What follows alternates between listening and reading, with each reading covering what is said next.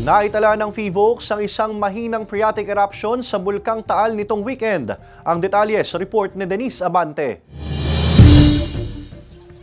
Makapal na hamog ang bumalot sa palibot ng Taal Volcano magtatanghali noong Sabado. Ayon sa PHIVOLCS, epekto ito ng haze, gayon din ng volcanic smog o VOG. Patuloy pa kasing nagpapakawala ng sulfur dioxide ang Bulkang Taal na natatrap sa himpapawid. Bukod dito, nakapagtala rin ng mahihinang lindol at isang mahinang phreatic eruption ang bulkan na hindi naman daw dapat ikabahala ng publiko. This is in contrast with the one volcanic earthquake that we recorded between June 6 and June 7.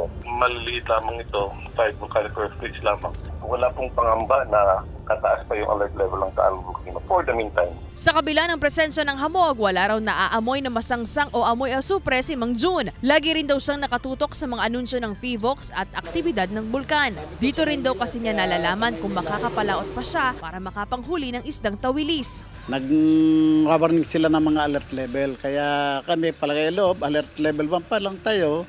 Kaya wala pa kaming pinakabatong all dias papatok. At saka kami hindi hamak lumalabas ng bahay. Sana'y paganyan-ganyan na lang sila, huwag nang puputok ng katulad ng dati dahil talagang apektado kami rito. Ayon sa PHIVOLCS, mabagal daw ang takbo ng hangin kaya naiipon ang mga hamog o sulfur dioxide na inilalabas ng bulkan.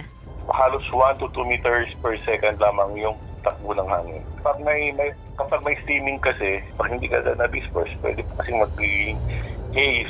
Wala naman pong na-report na may masangsang na amoy. Although may haze, wala pong kasamang asupre. Most likely, yung SO2 nag-mix na with other aerosols. Sa inilabas na abiso ng PHIVOLCS ngayong araw, walang naitalang aktibidad ang Bulkang Taal sa nakalipas na magdamag. Pero nananatili sa mahigit 11,000 na tonelada ng asupre ang inilabas nito. Sa ngayon, nasa alert level 1 pa rin ang Bulkang Taal.